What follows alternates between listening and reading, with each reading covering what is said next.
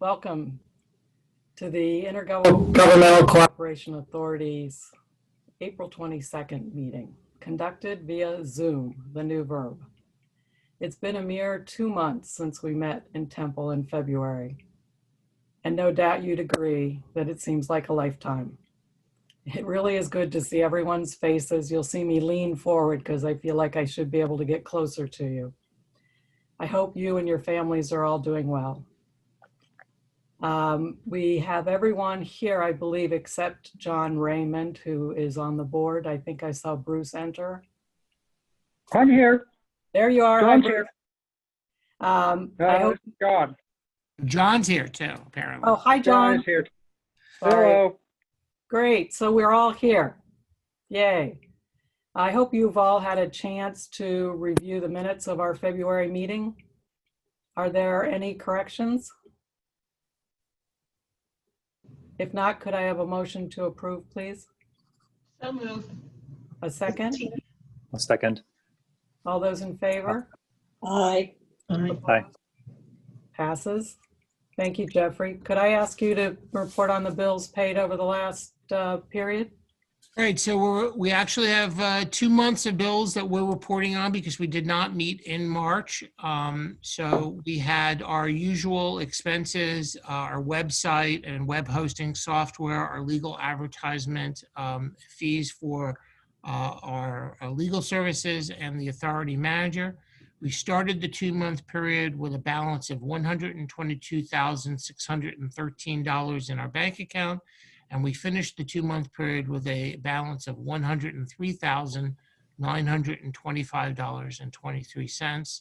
We are now significantly into our second fiscal year. We have year-to-date interest earnings of $6.31, and the bank account at FNB Bank has been reconciled and is accurate and up to date as of today. Thank you, Audrey. Thanks, Jeffrey.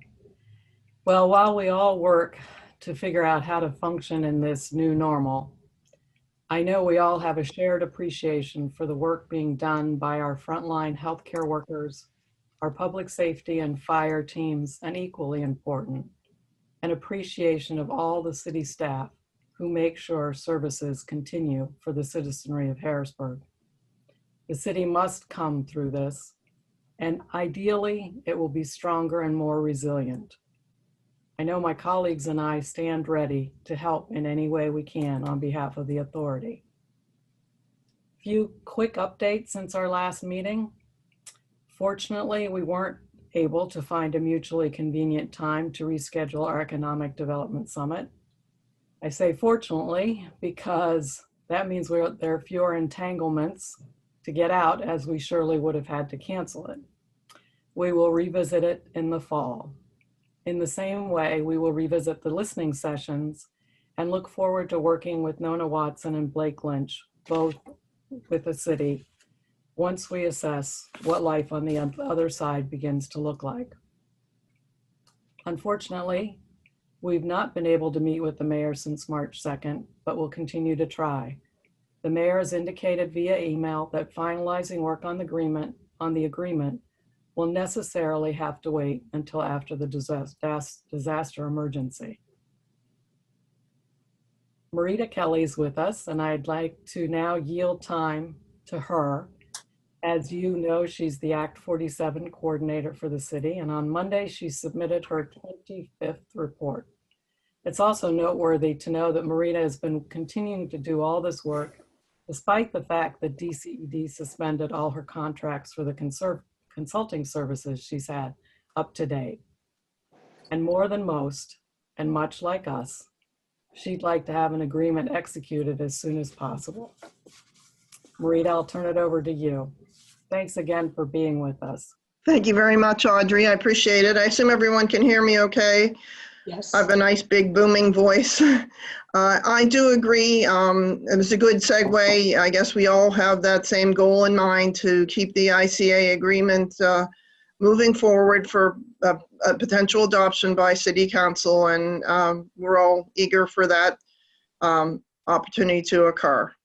One of the things I wanted to discuss was just a summary of, and I don't want to steal Bruce's thunder too much, but just a summary of where we stand fiscally. The most recent check run was run on the 16th of April, and the opening balance on April 12th was $35,211,829.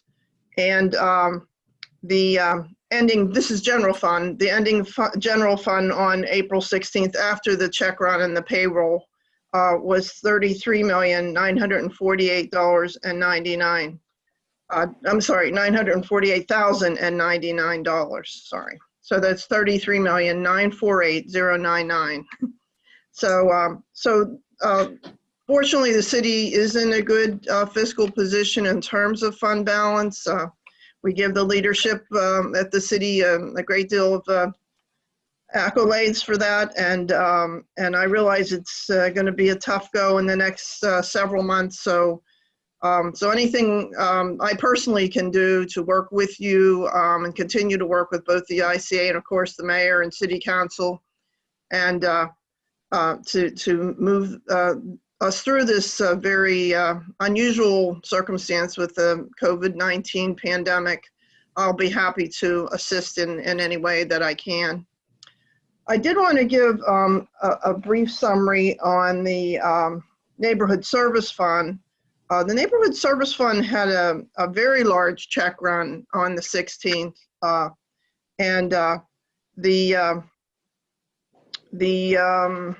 opening balance was $7,459,256, and they had a check run of $707,000 in addition to the $150,000 for the payroll. So that's a pretty hefty check run for the Neighborhood Service Fund. But of course, most of that went to the Lancaster County Solid Waste.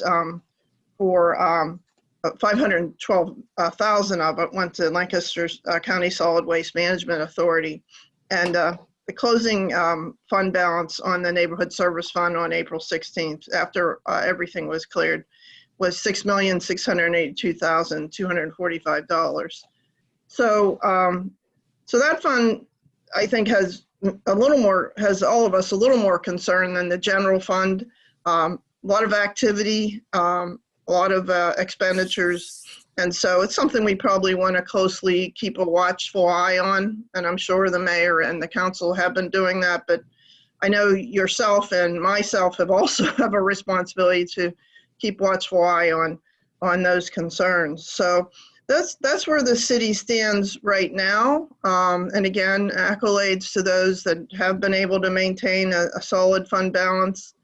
I noticed the real estate came in fairly normal, considering COVID-19 and the other situations. They had about 65% of it in at the end of March. And but I know the mayor's primary concern most likely is the earned income tax, much like all the other mayors in the state, and the local services tax. Fortunately, many of us at the state are working from home, so hopefully we're not hit as hard as we thought we could have been, but nonetheless, those two taxes do have us all worried in terms of there being concerns there. The only other items to note, of course, are the concerns with parking. The great loss of parking revenue has us all very concerned. Also, the fact that there will likely be some, well, we don't know what will happen with COVID-19, but there are at least some proposed hikes in parking, which have us concerned somewhat. And then the last thing I wanted to mention was the Lexwama and the great work they've continued to do through this pandemic, but they have had their challenges, as Ms. Sando, the Chief Operating Officer, had mentioned to us, with safety in terms of having to shut down one-on-one encounters, having to reduce paper that's usually produced as a receipt, things like that. So that's just an indication of all the other industries that have enormous challenges now and in the future, because I do believe the COVID issue is not going to go away in 2020. I think we'll see a revisit of it when the weather gets cold again in the fall. So those are all concerns that I see, and I have. Didn't mean to take up too much time, but just wanted to let you know what the Act 47 Recovery Coordinator had to report and the concerns that I have. Thank you very much, Audrey, and thank you to the board. Thank you, Marita. We really appreciate you bringing us up to date, and we voraciously read your report every time it comes out. I will go ahead and turn it over to Bruce. Would you give us an update, please? Sure. I mean, I don't know if there's a lot to say at this point. Obviously, the issues are fairly well known, but it's important to frame the situation both from a macro perspective and a micro perspective. When they say this is an unprecedented economic situation, that is not an understatement. Most downturns have been either goods driven, which leads to an oversupply of inventory often, or credit driven, where there's an oversupply of risk essentially, or bad credit. That's what you saw drive the Great Recession in 10 years ago. And this is the first time in modern history, meaning last 100 years or so, we have a very different economy than we did 100 years ago, where it's a healthcare, public health crisis that's driving an economic crisis, and one that is hitting the hardest in what has always been the actual growth mechanism for other recessions, which is the service side. Most of the time it's manufacturing or goods, or as they said, credit, so people just can't borrow and stimulate economic activity. This time it's hitting the service sector the hardest, the person-to-person activity. And that's important because actually our economy is from a macro perspective at least, that's the majority of it now. It wasn't always the case, but it is now. Having said that, Harrisburg is not representative of the larger economy. We have limited exposure, broadly speaking, to that, unlike many other entities that have seen significant economic growth driven off that. As just an example of our neighbors in Hershey, where, you know, Hershey Park, Hershey Hotel, and the Gardens, and the Giant Center. You know, Harrisburg has its share of, you know, leisure and tourism, but it's somewhat muted, all things being relative. Our economy is fairly diversified. We have large institutional employers, such as what Marita was referring to, the state being one of them, and not just being the Office of Administration under the governor, but there's also the legislature, there's the FIA, PFHA, PSERS. We also have logistics and some manufacturing still, often in the food service side of things. Many of our small businesses are considered essential. The bodegas, the corner stores. We have a grocery store. We have a healthcare facility. We have a university that actually doesn't have a large room and board footprint. So it actually does most of its work remotely already. We have a couple media entities. So obviously this broad crisis is going to hit the city, but it's hard to know exactly how much and how deep until the numbers tell us what it will be. And of course, that drives any decisions on a go-forward basis, both in a current year and future year analysis. Currently, we've seen a few data points that would tell us some things. As mentioned, it's important to note that our discount window where we get the most of our real estate tax revenue did come in fairly close to what it was last year. It's off by about 4%. And I would, it's hard to know if people aren't going to just decide to withhold cash and decide it for, to pay in the flat period now that the discount window was waived by city council action earlier in the week. April is well, through the first Q, our revenues were quite robust and matched our projections in basically every category. And April is a slow month when it comes to remittances in those areas that Marita referenced, EIT, LST, and even parking, which will represent March revenues, which will be hit, but we are not going to see a full month accrued of the full hit, as activity was still normal through, at least 2 weeks, and maybe some degree 3, depending upon how soon some of the commuting, telecommuting occurred among non-state entities.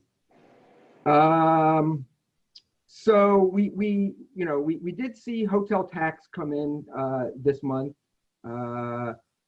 That represented March, and that was about only 2/3 of prior year's March revenues.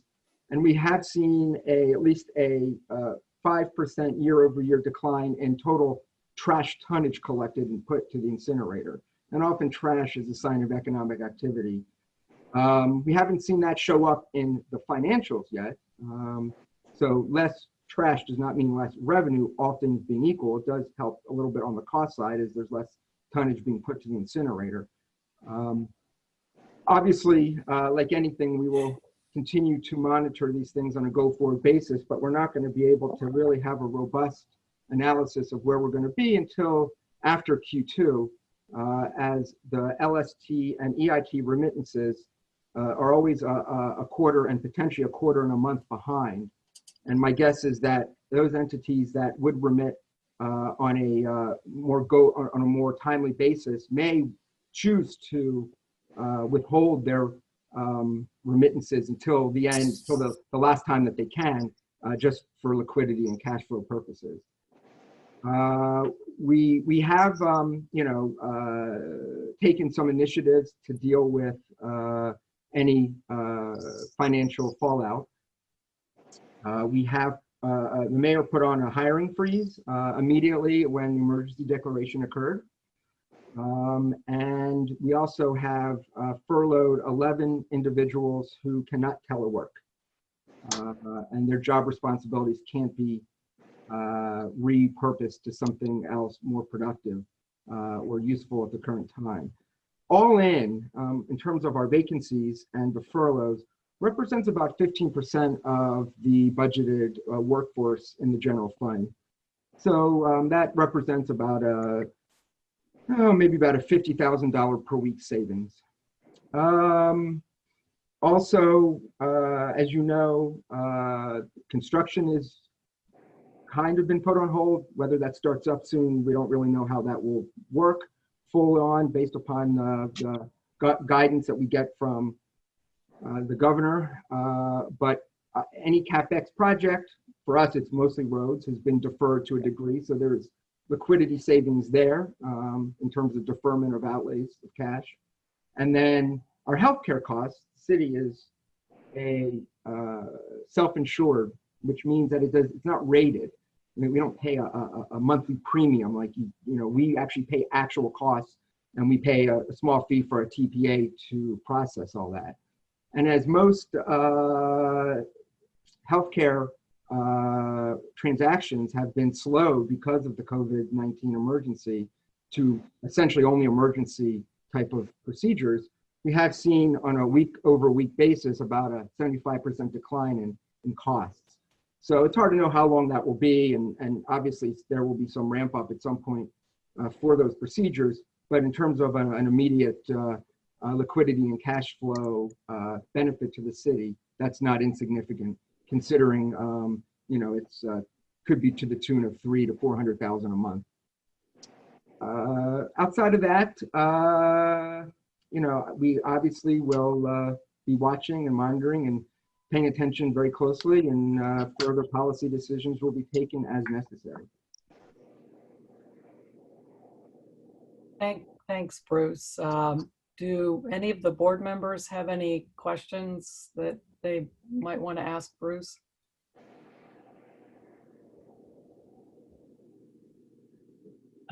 Bruce, the report that you gave, you just mentioned city furloughed 11 employees and there's a hiring freeze. Do you have a number of positions that were part of the hiring freeze? About 38, and that will change if some people may leave. And that represents 15% of the general fund? Budgeted employees, if you include the furlough position. 15% of the personnel expenditure? Not personnel expenditure, budgeted position. So what would be the impact on the general fund budget on the expenditure side? As I said, probably about $50,000 a week. 50,000 a week. And 75% decline in healthcare costs? On a week-over-week basis, not in prescriptions, in healthcare.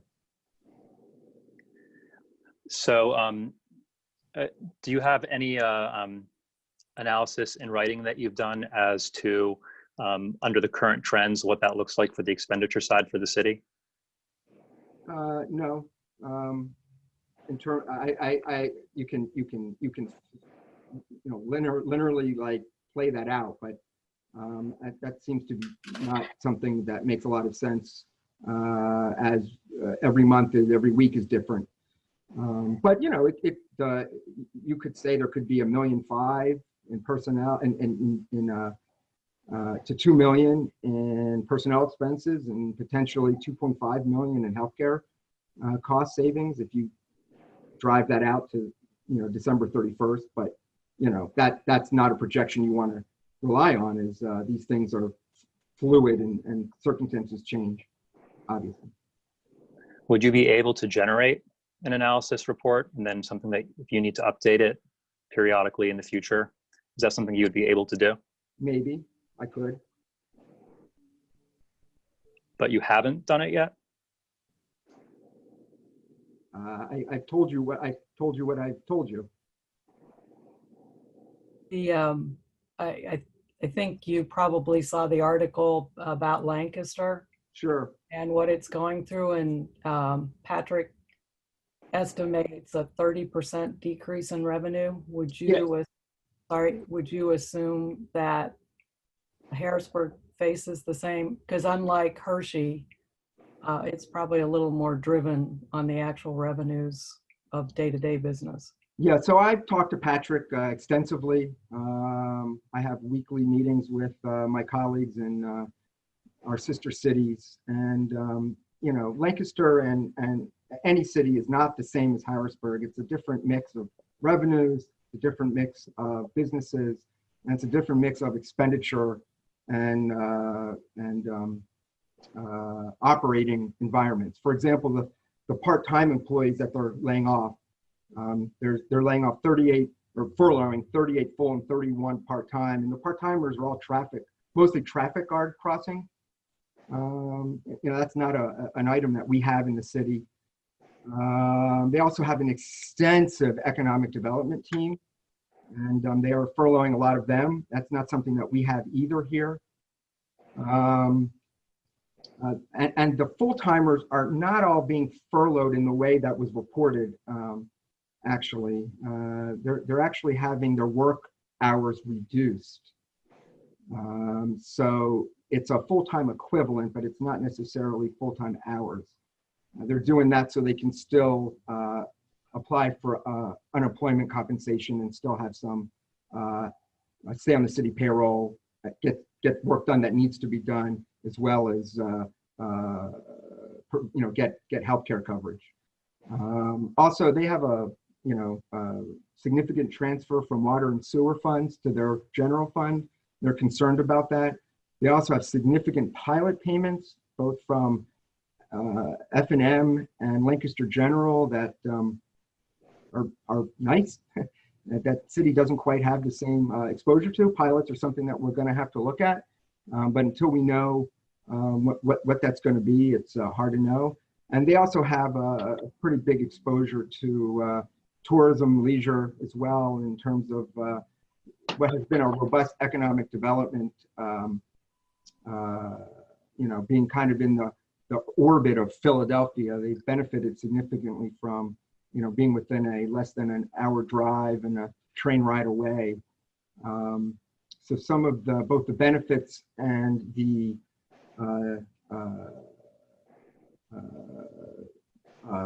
issues that Philly tends to precipitate out, they get caught in that a bit more than we would. But I wouldn't as I wrote in emails, I would say revenue that we have not received, a best worst case scenario would be maybe 15%. But even what anyone is projecting is an unknown. And anyone who says that they know what it is, not, if they're all guesses at this point. Obviously we monitor this closely and we'll take action as we need to on a go-forward basis. Lancaster also projected a budget deficit going into the year, which is something that we don't have, and didn't have as much robust fund balance as we do. So from a liquidity perspective, we're a little more in better shape than they are.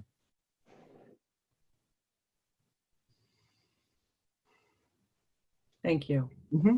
So Bruce, if a guess would be a 15% decline in certain recurring revenues, and if you're able to do a written analysis, is there anything preventing you from doing that at this time? That's about, so we have about $66 million in recurring revenue. We've already received 22 million through Q1 through March. So you're at, 44, and then you look at 15%, you get about 6.6. You have about, maybe if we play that for the whole year, you get 4 million in savings per the 1.5 and the 2.5 I presented earlier. And then you have a couple $1 million hole, and, we have cash for that. We still have an ANDAC agreement that we have not finalized that was going to have fund balance that we've already budgeted for. So we're in a lot better position than I would say potentially many cities right now, at least, that are facing this similar crisis as we are. So could you convert that to a written report with some sort of pro forma financial statement and send that out to us? Maybe not. I don't know. I'll have to talk to the mayor about that. Okay, I'd like to request that you do that, please. It would be nice to see some numbers. I think it would be useful for us to see that. I think most of us are going through that in our day-to-day business. We're sitting down and we're projecting worst case scenarios so that we're prepared, moderate scenarios and best case scenarios. That would be a reasonable request. Madam Chairman, I have a question.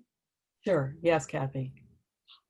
Bruce, could you address, and I realize all of this is by way of guesstimate at this point, but do you think if we reopen a lot of the businesses within the next couple months that will make any significant impact on the projections that you just shared with us?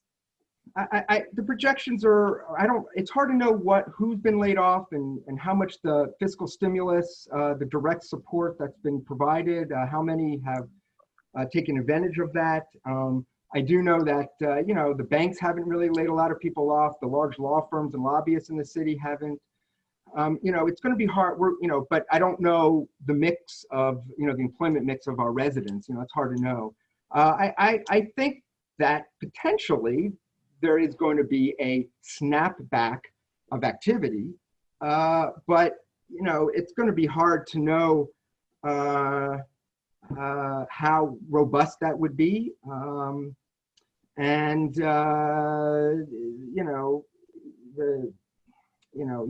It's estimates that you get are all over the place, and the economists and other financial people, if you read and watch what goes on, those things change on a daily basis often. This is a unprecedented environment, and so it's very hard to know.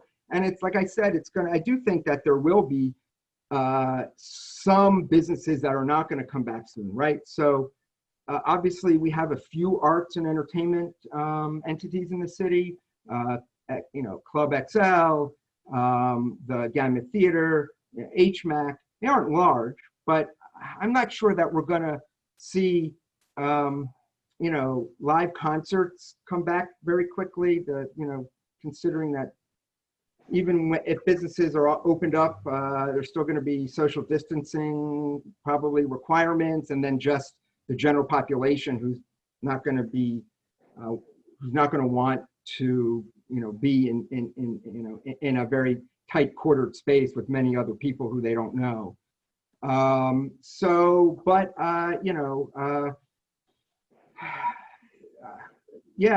Hopefully people will come back to restaurants. Once again, we don't have a lot of restaurants with a large footprint. Many of them are small. That can be a good or bad thing, right? So maybe their business hasn't fallen off as much because people still do takeout, but there's going to be social distancing, probably issues for that.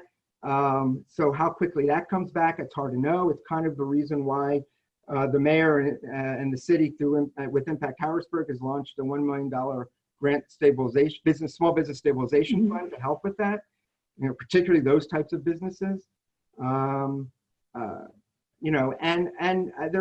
Obviously there's going to be some more, we haven't seen it yet, but there's probably going to have to be some large activity from the feds to help state and local governments deal with budget issues. That is going to, I think, be also unprecedented, even more than it already is. And we shall see how that occurs. It may not happen for a few months. I know McConnell said he wants to wait till the full Senate is in session to start talking about that. So at a minimum, that won't be till the beginning of May. But there's obviously a lot of pressure to facilitate something of that nature beyond what the federal government, the Fed Reserve has already done. Yeah. One more, if you will. What kind of an impact do you see from the cancellation of the senator season? Yeah, obviously, it hasn't been canceled yet. I don't see how that probably will occur, unfortunately. I'll reword and say anticipated cancellation. Yeah. We are going to have to, pick up the payments in rent that they're not going to make. That will be the biggest effect on the city directly. It will have some spin-off effects on some of the, businesses that get traffic from day game, from games. The city, they pay a bit of amusement tax, but it's not as large as, say, the farm show or the outdoor show, which we got kind of lucky with in that they already occurred before the COVID crisis hit. So there'll be effects, but it's not as great as it could be, I guess. I think it's going to affect the people that work there and the people who and just the enjoyment that fans get from attending the games more than anything. Thank you. What about the Neighborhood Services Fund? What are the impacts that are potential there? What's it sensitive to? Or is it sensitive to non-payment? If people don't pay their trash bills, that's about what the issue is. So far, so good. We'll see. Any other questions? I have Madam Chairperson, I have a question or two for Bruce. All right, if we can just keep them tight and so we can keep going on the Bruce agenda. already answered my first question, which is that if the senator's season is canceled, I assume they would not be making rent payment on the facility. So you already answered that. I wasn't sure if it was a guaranteed rent or optional. Okay. That was the first question. The second question was, I heard Marita talk a little bit before about parking revenue may or may not be seriously affected by the downturn. Obviously, we don't know. But if it is, I assume that scheme that was worked out is somewhat predicated on a certain level of parking revenue that has to come in every year. And obviously, if it doesn't, then there could be theoretically some sort of negative impact from that. Yeah, I mean, obviously that affects us. There's no question that I would say in terms of a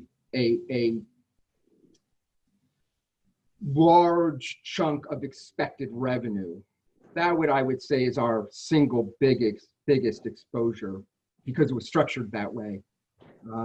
Once again, though, this year was the first year that the payments were much less than they had been in prior years. So we didn't budget for something that we weren't expected to get statutorily or contractually. But, that's obviously, and that's an issue everywhere, right? I mean, and the truth is that could be, that could be an impaired asset on a go-forward basis, depending upon the structure of how we work in this country. But, that gets into a lot more other scenarios that it's too soon to look at. And it's somewhat out of our control as it is a third party that has to deal with the bonds that were floated, that were backed by the revenues that luckily the city is not a guarantor for, but instead the state and the county is. Yeah. Good. So, and then my third point is very similar. It has to do with the incinerator arrangement, which was also a scheme that was worked out, which was really complicated. And I realize that you already said that the biggest effect that you might see is if trash quantities drop, which is a possibility if there's an economic downturn, you might actually save money because you'd have less tipping fees. And I understand that. But the other question is if the new owners of the facility realize significantly less revenue, does that have any potential impact on the finances of the city, or are you completely separated from that? Well, I mean, we have a put or pay, right? So if it falls below 35,000 tons a year, we have to pay the difference. We've been above 38,000 a year, where we actually get a rebate. So, there is some financial, but we budgeted, even what we paid last year plus a CPI number. So, that it doesn't have a direct appropriation effect. It could have a budget effect, but it's still a little too soon to know what that's all in it's going to be. But excellent. Thank you very much, Bruce. I appreciate the information. Audrey, those are the only questions I have. Any others? If not, we'll turn to the next agenda item, which is our Section 203 report, which comes due in a week. And as you may remember, we discussed this in January. We reviewed sort of the topics or the chapters that we'd like to see in this report. And there are several moving parts to pulling this all together, but they will come to Jeffrey. And I'm hoping that he can consolidate them and before or by the end of the weekend, by the end of the week, beginning of the weekend, we'll be able to have a draft for the board members so that you can review it, provide feedback, and then he will integrate these, and then he will send back out the final so that everyone can take a look at it before we submit it to the General Assembly. Work's been, we've pulled pieces together. We know the city's been busy and was not able to lend as much help as we might have called on.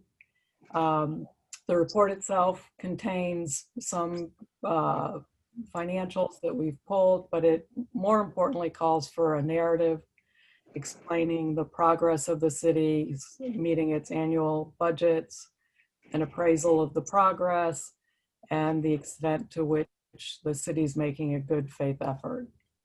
As it's completed, obviously it'll be available on the website. And Ralph, been an amazing architect of this. Is there anything that I've missed? I don't think so, Madam Chair.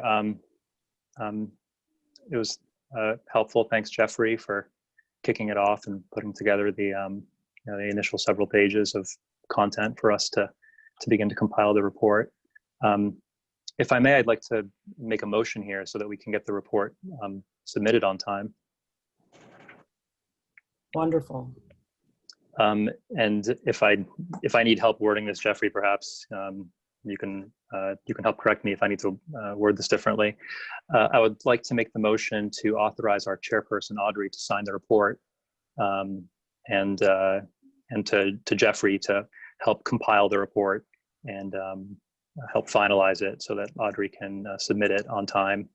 And if need be, we can, if there's information that's missing, specifically some of the contractual information from the city that we may not have been able to compile, that we could supplement the report in the future by addendum.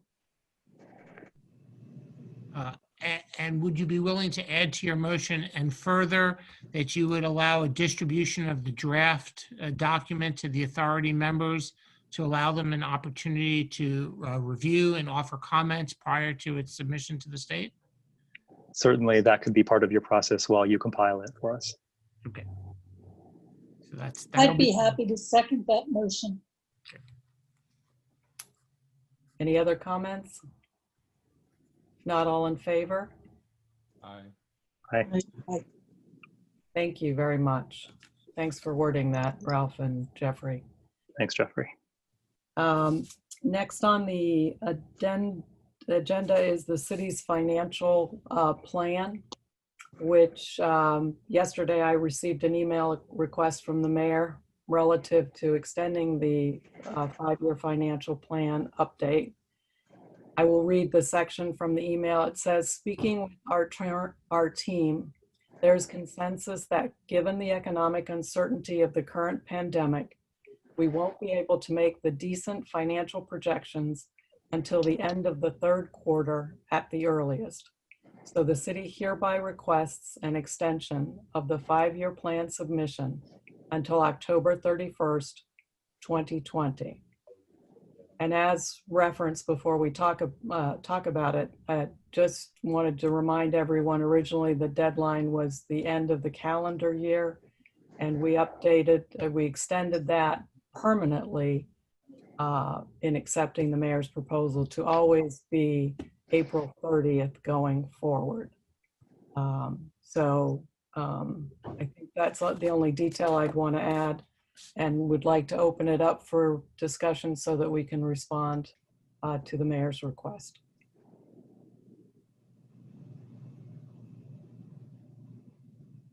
This would require a motion and a second and approval of the extension by the board.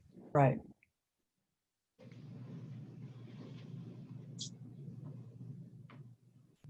I mean, from my perspective, I certainly appreciate the fact that it will take some time to get these numbers in a satisfactory format, but it seems a long time to go without any kind of projections. And I'm sorry, Bruce, I know you're shaking your head, but I do think it's a long time to go without having this, when in fact numbers can be revised, they can be reconsidered, they can be reevaluated. And so that's just not accurate. We're not going to see until we get real numbers. All you're doing is doing busy work. And the fact is that until we get a sense of where we're going to be, which would be somewhere around August at the earliest, but that is just for the current year. The future year, that's when we have to then put policy into place in terms of how we budget. And we're not going to have a full sense of that until we get into September and to October. And sorry, and I appreciate that. It's that we are moving through cycles. We are moving through the budget. We are moving through revised projections every day.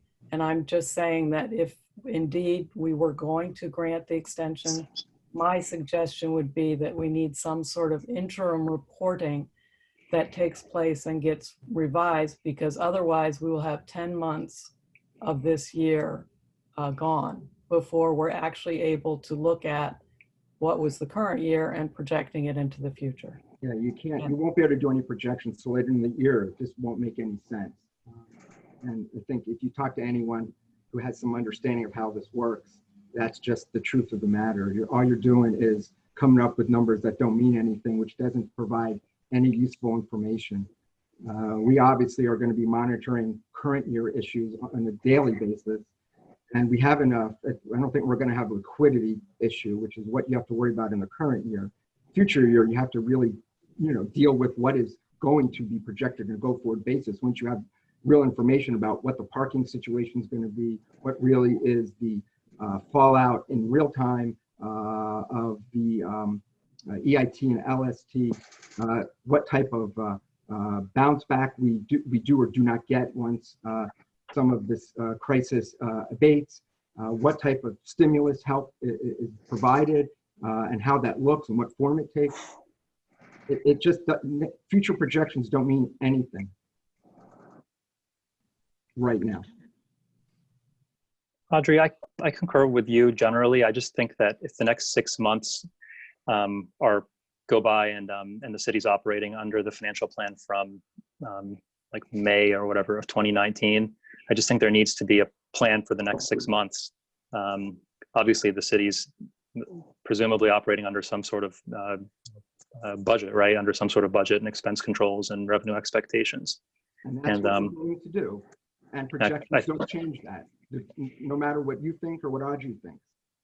So I think it would be appropriate to have a plan in place for the next few months as in an interim situation, understanding that it'll be a plan for the emergency period. I don't think, I would concur with Bruce, but I don't think that's possible to make a very valid 5-year projection, under normal, stable circumstances. But, you maybe could infer from some of my question. I think there needs to be, written financial analysis and needs to be in place, and we should be able to watch it to see if assumptions are playing out, and if they're not, then adjust them on a regular and periodic basis. That's your opinion, and you're not here to make policy. You're not here to make policy. That's what the mayor and the elected officials are here to do. And we will adapt policy as needed, obviously. And I don't think anyone was suggesting that we make policy. It's just that we'd like to, as we are charged with taking a look at the city's finances and making sure that all reasonable activities, that everything is taking its course relative to the budget, that we're staying steady as much as we can. So I understand that you respectfully disagree, Bruce. Strongly disagree. Jeffrey. Can I make a suggestion? I don't think that what board members are saying is that far apart. I think that the mayor's request is reasonable. He's not going to be able to have the time to put together the report as we saw last year until October 31st. I think it's reasonable. That report does take a heavy lift to get done.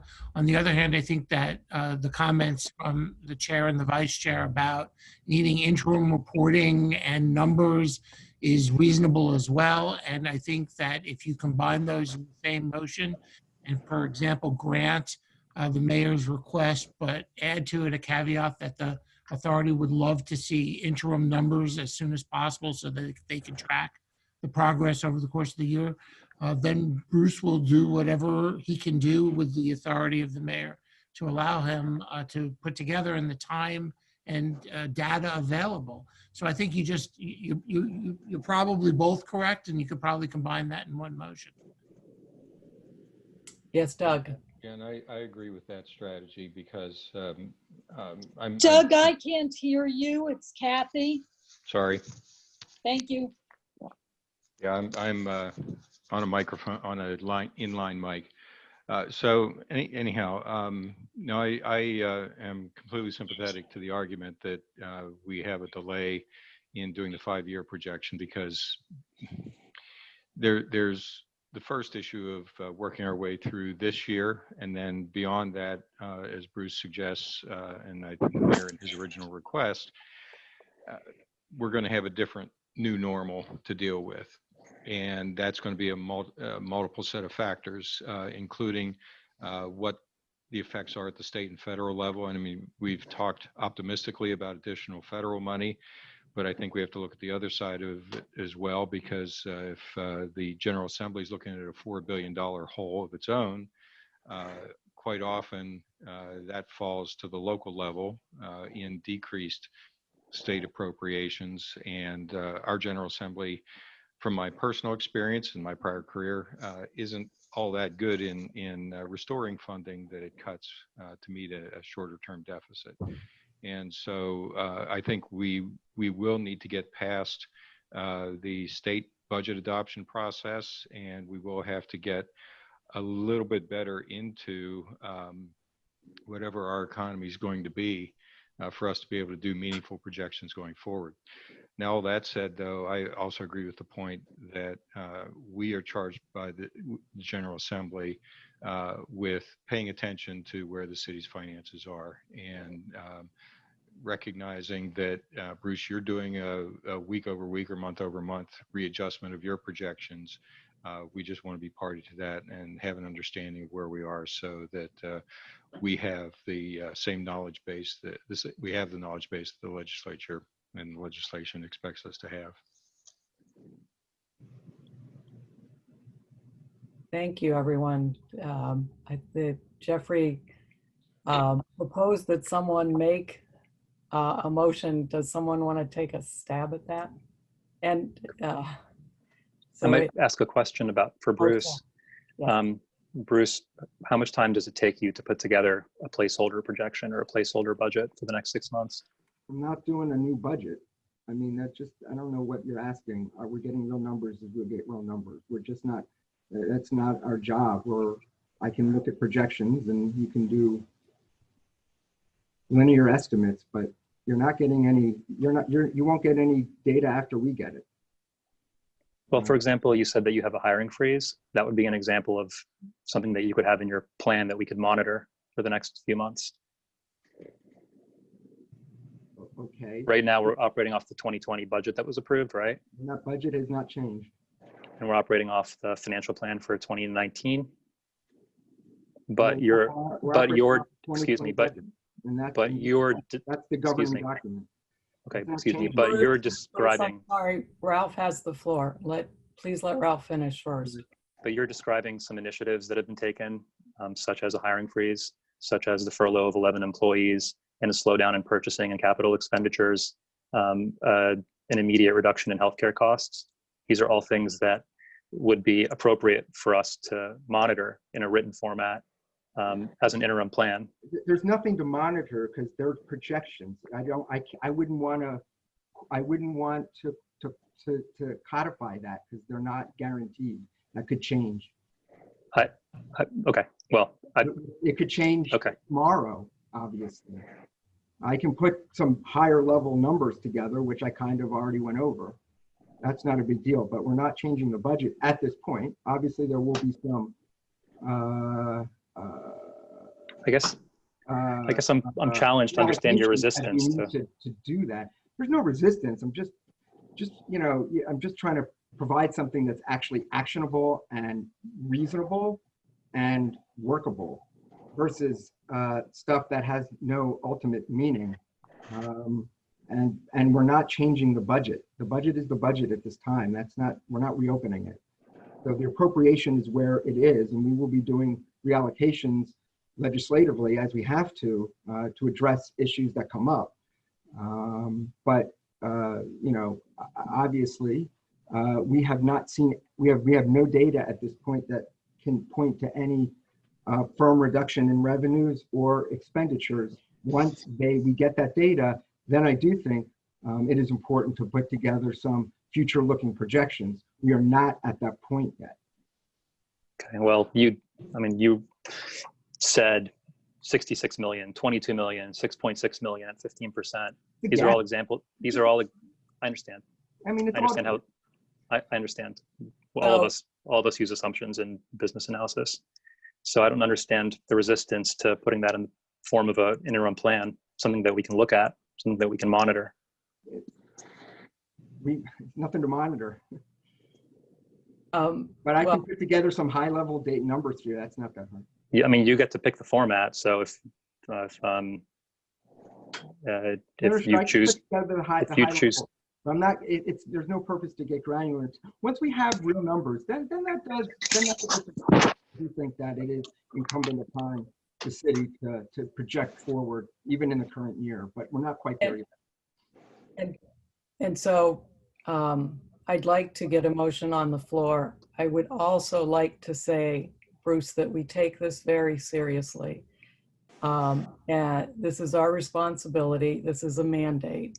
And so I don't think it's unreasonable for us to request what is going on in every city, town, business. Everyone is sitting down and saying, what kind of an impact is this going to have?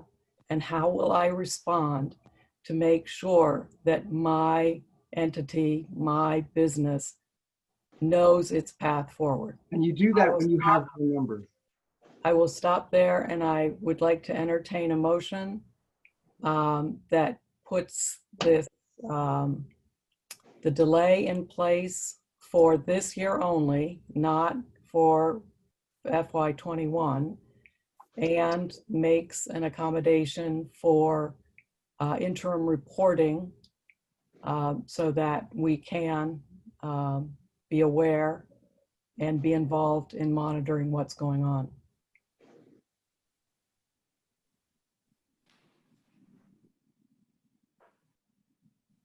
Anyone take a stab at that, or can we rewrite that into a motion? Can I make a motion? So, shall I take a stab at it? yes, please, Ralph. This is my thinking on it. Maybe before it's in the form of a motion, maybe I can do a quick straw poll to see if this wording makes sense. That the 5-year financial plan, an informal way to put it would be like the serious version of the plan that includes the meaningful projections that that we really feel are actionable. That although that would be deferred for a period of time, that we would have in a very short order an interim financial plan, something that we could be watching and updating as frequently as need be, and that would demonstrate to us that Bruce and his department are exercising good, competent financial management, keeping an eye over the good, competent financial keeping an eye over the revenue receipts and the expenditures. So I would love to see an interim plan in the meanwhile. It's an interim budget management plan. I don't know if you can think of a better way to word that, but something that we could receive as a report, because obviously if they have a hiring freeze and furloughs and medical expense savings, we're not going to see results line up with the budget that was approved recently. So I'd like to see something that is more correspondent to the results that we'll be observing over the coming weeks and months. And with all due respect, that's not a great motion. That's a great point that you made. Not a form of emotion. Yeah, it's too long. so how about a motion that says that the authority, I move that the authority extend the 5-year financial plan revision that is submitted to the General Assembly is delayed until October 31st of 2020, and that in the interim, the city will provide to the ICA ongoing updates to circumstances of the pandemic on the budget. I lost it there, sorry. Yeah, and further that the city will provide as available updated data on the current financial circumstances, something like that. Well, I would Leave like it in it hand. not as I would say a certain time period, at least quarterly, at least whatever. I know Doug I has think you're going to have to a resolution in. You're cutting out, I'll second the Jeffrey. motion. I'll second the motion for discussion purposes, and then just for further clarity, my understanding is what we're saying is to keep us apprised as fiscal circumstances change through the course of the next several months, in whatever reporting format is suitable, but so that we have knowledge of the city's financial position and where we anticipate it heading, and so we can develop as on our own a curve on where we project finishing out the current fiscal year. I think that's good. We could take Audrey's start and Doug's end and make that one motion. As long as there's specifics in there for the updated. We will make sure. All We'll right. make sure it's in the minutes as well. All this will be in the minutes of the meeting as well. So the motion was made by Chairperson Carter and seconded by Member Hill. And as much as any of us can understand that, are there any other questions? If not, all those in favor? I'll give my comments here if Doug's opening it up for comment. Yes. Sorry. And this comment is, let me see if this leads to the possibility even of amending the motion to either to make it more clear, or maybe at least to satisfy my concerns. I would love to have what we would call an interim financial plan. And that interim plan could be, updated after a week or after 30 days. But I would love to have an interim financial plan that we could receive in writing. I think, we've seen the format of the initial 5-year plan. And I believe there should be some sort of plan that's a document that we can refer to as this is, the current operating procedures, and these are the initiatives that are, being taken, and these are the current, high-level estimates that we're estimating and planning for, worst-case scenarios, if you will. So that's my explanation for what I'm looking for, but I'm really looking for an interim financial plan to tide us over until things come back to normal, and then we can take the long-term view again for the future and for the 5 years and for the financial stability and the recovery of the city. And so, Jeffrey, can you annotate the motion in your notes? And Yes. Do we have any other comments? Madam Chairman, I agree with Jeff Stonehill's comment earlier that I'm not sure we're really all that far apart.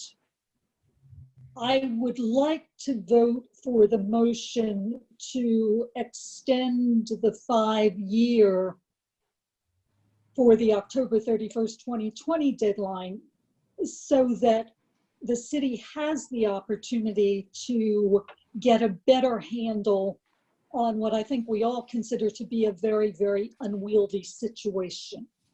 My concern, which I think is shared by most of the other members of this board, is that the policy has already been made.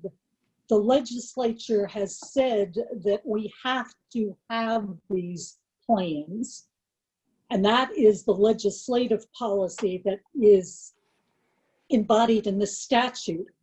And in order to do that, we need to have some ongoing updates, I would hope in advance of each of our meetings, of any significant changes. And I would defer to Bruce on what those significant changes are.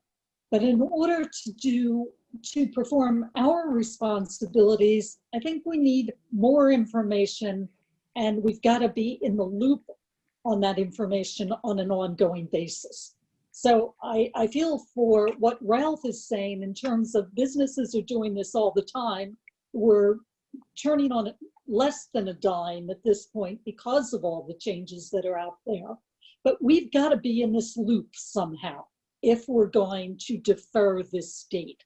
That's my personal view. And as I say, I think it's shared by a number of people that are board members as well. I would like to be able to vote for an extension, but only if I know that we as ICA members are going to be informed of significant changes kind of as they occur. And it can be fairly informal, but I want the information.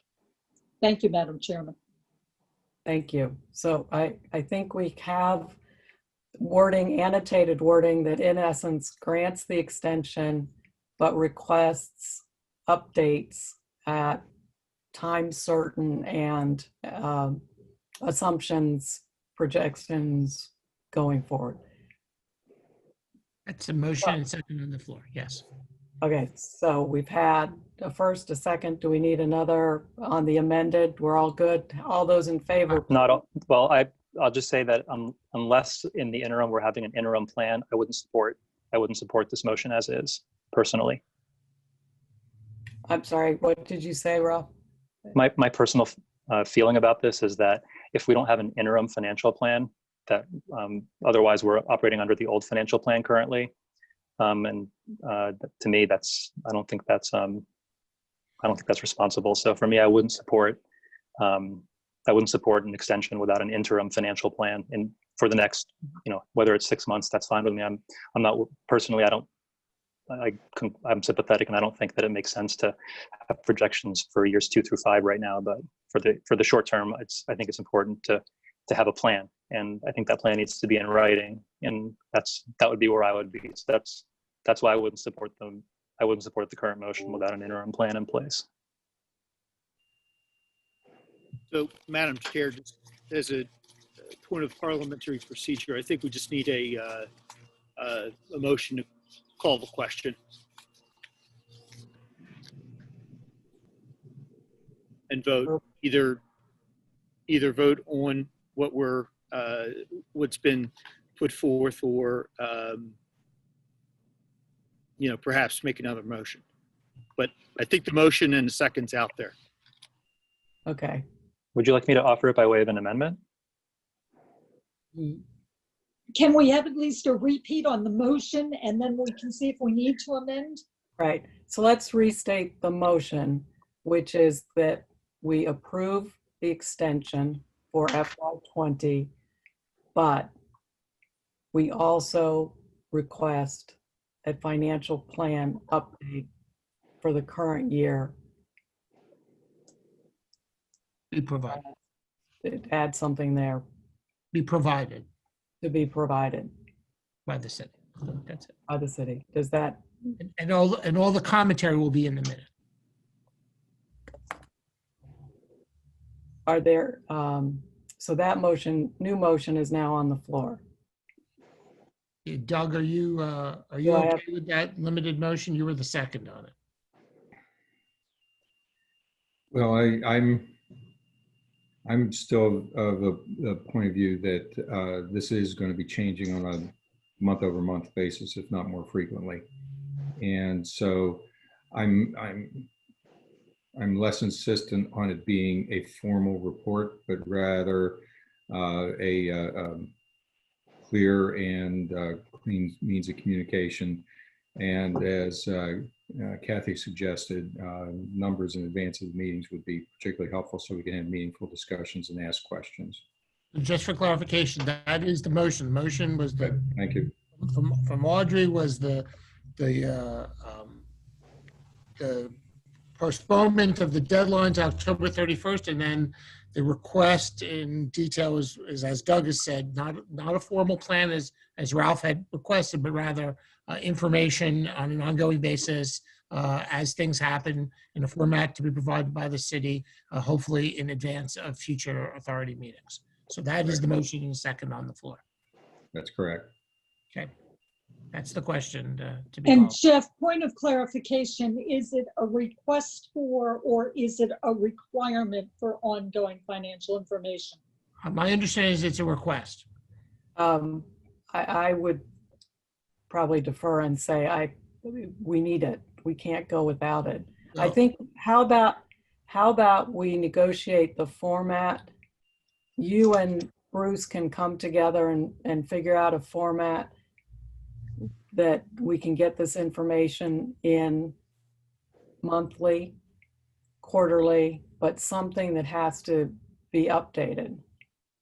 I'm sorry, there are so many balls in the air with this pandemic that we want to see a nimble city taking into account what's happening on the landscape and the impacts that are being felt. So anyway, I'll step back.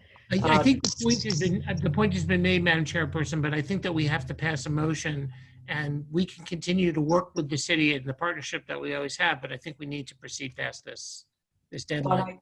I think the question was whether it is requested or required. Right. And Doug, I think that really goes to Doug's the second on it, and Doug said he would like it. I don't know, Doug, is it requested or required? Well, hoping isn't ever a good strategy. And I know Bruce is actually developing numbers, and so yes, please, yes, share with us the numbers. Required, not requested. That's the answer. Yes, Thank you. required. So we've got a motion. Yeah. I have a second. Yes, Doug is the second. So is it open for amendment? Try. I would propose to amend the motion so that the extension be approved subject to an interim financial plan to be submitted in a timely manner prior to our next board meeting. And what you're saying is the required submission of information would really be the interim financial plan. And I'll say by way of commentary, I don't believe an interim plan needs to have hard, fast numbers. I think it's fine for the interim plan to describe steps that the city is taking, has taken under consideration that it may take, and that the city would have the option to update its interim plan on a monthly basis if it so chose. Have maximum flexibility to respond to the crisis. And then the last thing I would add by commentary is, like I said, I'm really challenged to understand the resistance to providing a written plan or a written report. And I do think that would be, it would behoove us all to have it. I think that would give us confidence that we're exercising prudent management in times of crisis. So that's my commentary and reason for the amendment that I propose. Back to Audrey, would you like to accept Ralph's amendment that the form of the report be an interim plan? Yes. And Doug, would you like the form of the report to be an interim plan? Well, I think we're dancing on the head of a semantic pin here. The information that we're asking is elemental to a plan.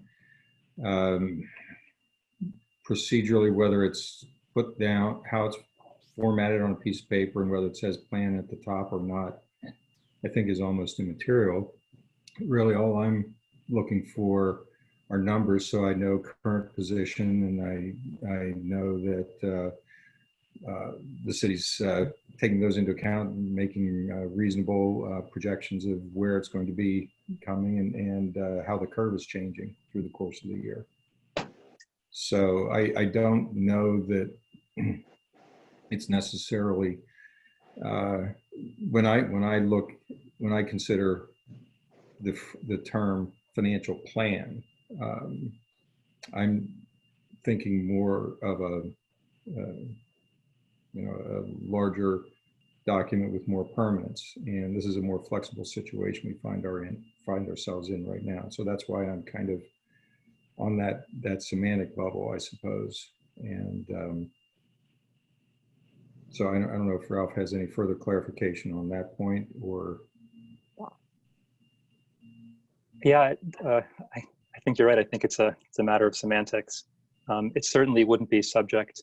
An interim plan would not be subject to the requirements of the Act and all the the hefty projections and assumptions, and state the basis for assumptions that are made. But in time of crisis, I think it would be appropriate for us to have a written report, and that should be some sort of interim reporting that takes place, understanding the city's not currently abiding by the old plan that was approved last year or the 2020 budget, right? There's sort of evasive maneuvers taking place.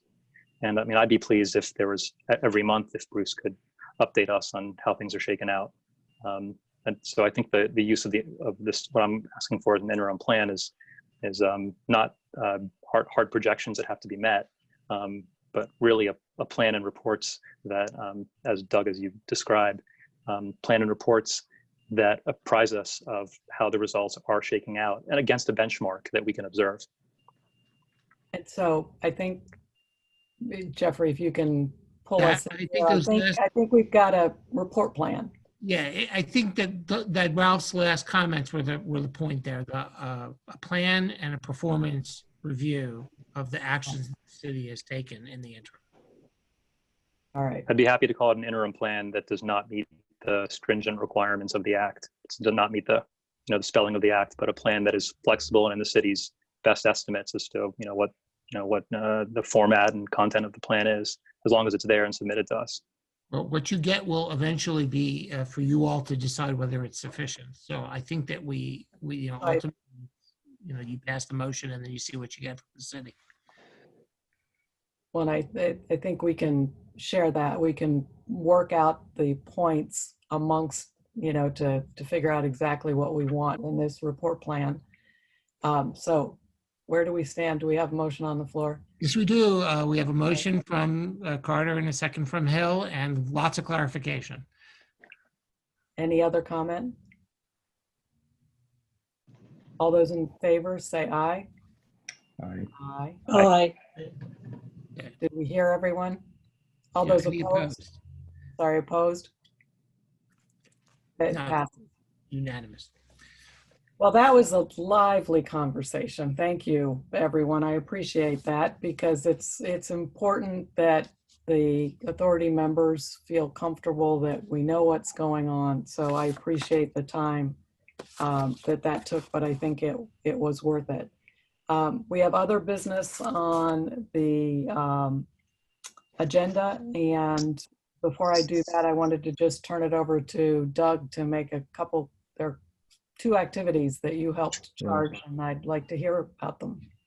Yeah, so thank you, Madam Chairperson. Two things. One is on our request for some econometric study by the Independent Fiscal Office, and then the second is relative to Impact Harrisburg and a partnership it has entered into with the city for some small business grants going forward.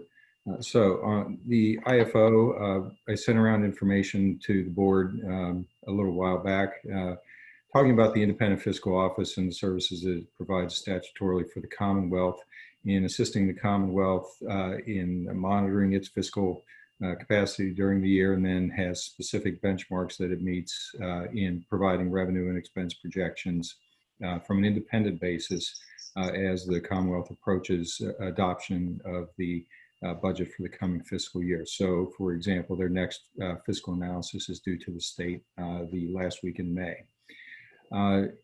The IFO also does analyses from time to time on other fiscal matters for state and local governments. So by way of example, they've done a series of reports on local property tax and its impact and local reliance on it. And on that basis, the IFO, either of its own volition or by request, can take on other studies. And what prompted this was the report that was furnished to the board that the IFO did on its first set of projections on the state fiscal impact of the COVID crisis, noting here's what happens if businesses return at the end of April, and then second alternative returns at the end of May, and then with further caveat that they'd probably do updated projections to each of those. And at my suggestion, Chairperson Carter sent a letter to Senator DeSanto and to Representative Kim asking that they put a request in with the Independent Fiscal Office to do a COVID study on behalf of local government, not on behalf of the city specifically, but on behalf of local government, which is something in their wheelhouse. Divided into three parts: one impact on municipalities, one impact on counties, and one impact on school districts.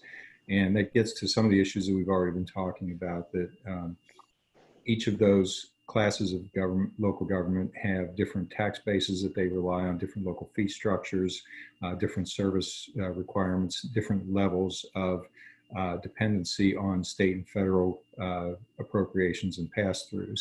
And so although it isn't micro applicable to us, at least could help give us some additional data points that we can look at going forward.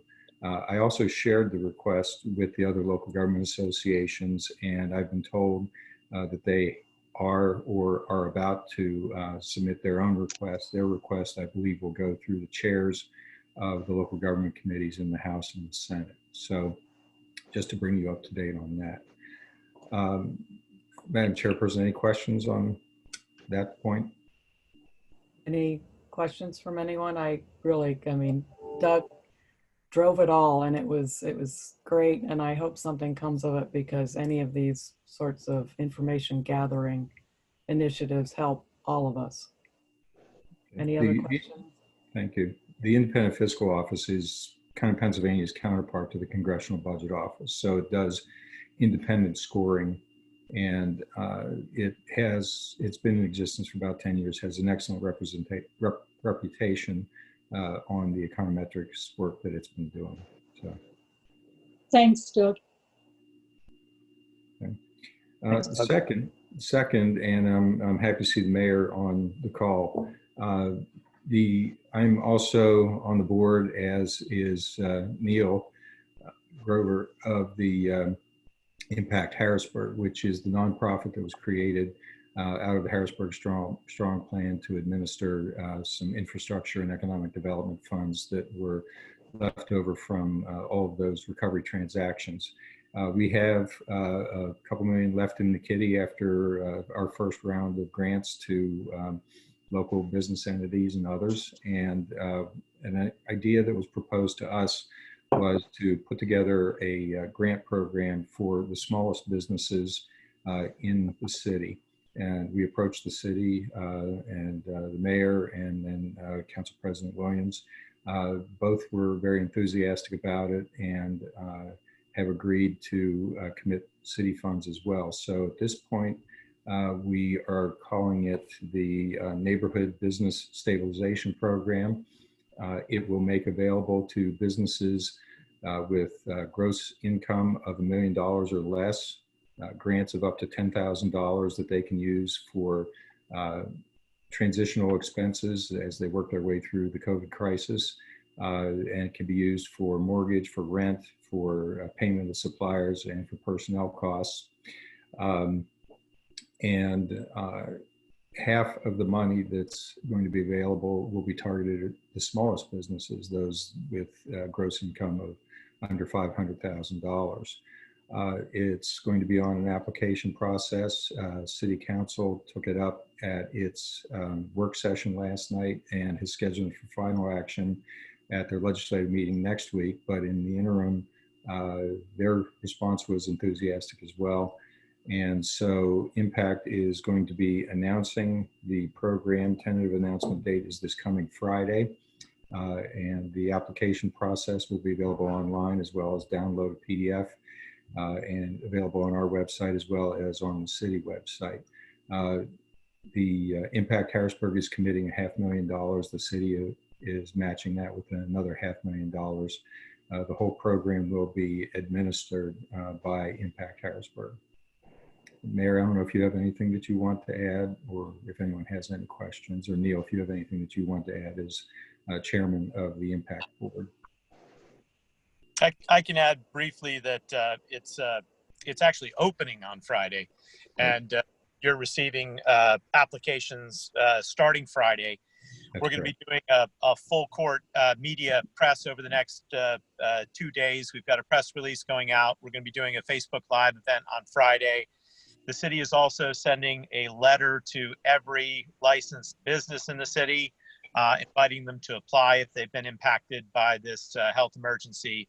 So our goal is to make sure that every business knows about it and is able to take advantage of it by filling out an application. And we worked very well with Impact Harrisburg, very closely. Nona Watson in our office and Sheila Dowford, along with input from others, really put together, I think, a strong application process. And this is going to be, I think, a model potentially for other cities moving forward. Thank you, Mayor. Thank you, Doug. And it certainly is going to present a lifeline for a lot of the businesses that are barely holding on by string at this point. Is there any other business that any of the board members would like to bring up? I could just, if I could just have the floor for a second, Audrey. I know that I brought to everybody's attention my involvement in the Government Affairs and Policy Committee on the federal level. And I think it was mentioned earlier that the recent federal legislation that was agreed upon last night does not include any state or local funding assistance. And I know sure that everybody on this call is very concerned that future federal legislation in some way includes assistance for the local governments. And I want you all to know that I am working as part of my group to try to encourage that, as are other Pennsylvania local government advocates, including GFOA and PML and others, are working really to lend their voice to our federal delegation to let them know that local government in Pennsylvania and throughout the country really needs assistance in any future legislation. So I think if we could all sing from the same sheet of music, that would be a positive thing going forward. And I'm sure everybody agrees on this call with that general idea. Great, thank you. With that, I'd like to open it up for public comment. I think, Jeffrey, you have comments that you are going to read. I do not, and I'm going to pause a second to see if anybody is Has chatted with you? What's that? Has chatted with you? Nobody has chatted with me. Well, then I think that speaks volume of perhaps there are no public comments today. No, I'm sorry, I have one. Yeah, Brian came in with Rock the Capitol. I just have one about the litigation. I see after this session, you're going to go into an executive session for litigation. I was just wondering if you had any updates on that and how that's going to affect your relationship with the city and your different projects like the Economic Summit going forward. Because I know at the last meeting, there was some controversy around that. I don't know I don't believe we have a litigation update on the agenda, and I don't believe we're offering any update on the litigation in the public portion of this meeting. I will point out that Chairperson Carter signified at the beginning that we never did actually schedule the Economic Development Symposium. So that is currently on hold until after the health crisis ends, hopefully later in the year. Okay, that was it for me. Okay, good.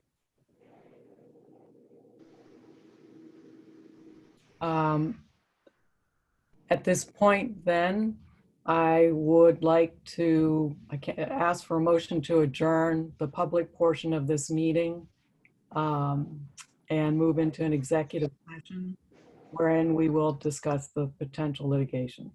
And I will, at this point, terminate the recording of the meeting. This is the end of the public session.